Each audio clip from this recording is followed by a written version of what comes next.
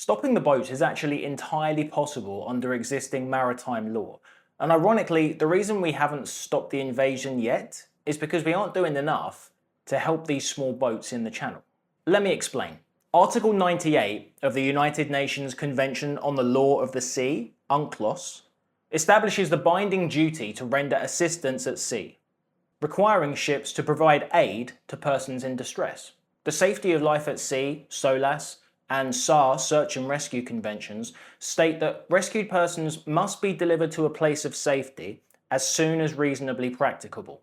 So there we have two examples of maritime law that clearly set out what Britain should adopt as our legal framework of how we can stop these boats and return their inhabitants to France. Now, this is where we get into slightly muddy waters. Excuse the pun. It would be illegal for a foreign captain to ignore the RCC, the Rescue Coordination Centre of France, and enter a port unannounced and force disembarkation. But conversely, it's a violation of international law for France to refuse coordination or deny a place of safety to a vessel acting under its instructions in its own search and rescue mission. So France has an obligation to accept the rescued persons. The Search and Rescue Convention explicitly states that the government responsible for that search and rescue region where assistance is rendered must ensure survivors are disembarked to a place of safety under its control if swift arrangements elsewhere are not possible. But hang on, aren't we just picking up boats from our own territorial waters? Our own search and rescue area? Well, yes, currently that's what we're doing. But this comes back to what I said initially about how we're not doing enough to help small boats.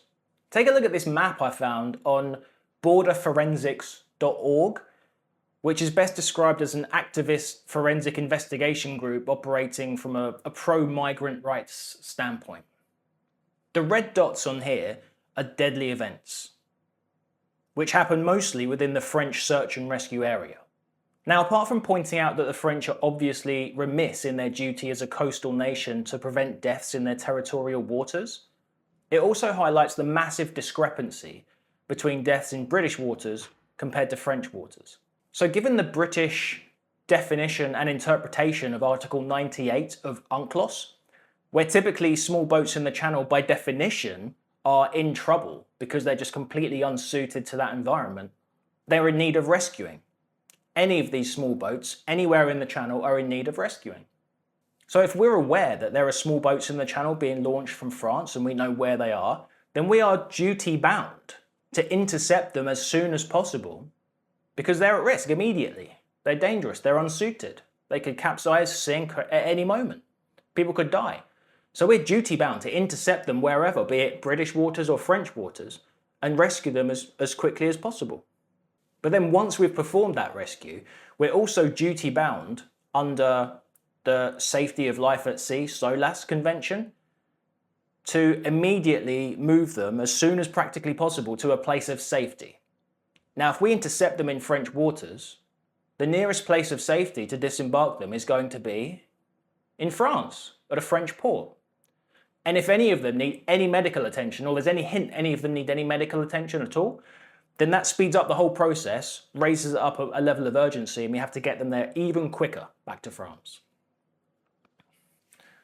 Now, I'm sure there are legal arguments to be made on both sides regarding their interpretations of the conventions and the various articles that come into play here. But there's no single international court or authority with automatic jurisdiction to rule on these disembarkation disputes, essentially, between France and the UK.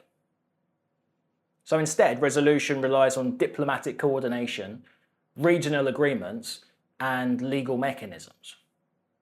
I mean, how many tens of millions of pounds are we giving France a year to try and help deal with this problem? Probably too much.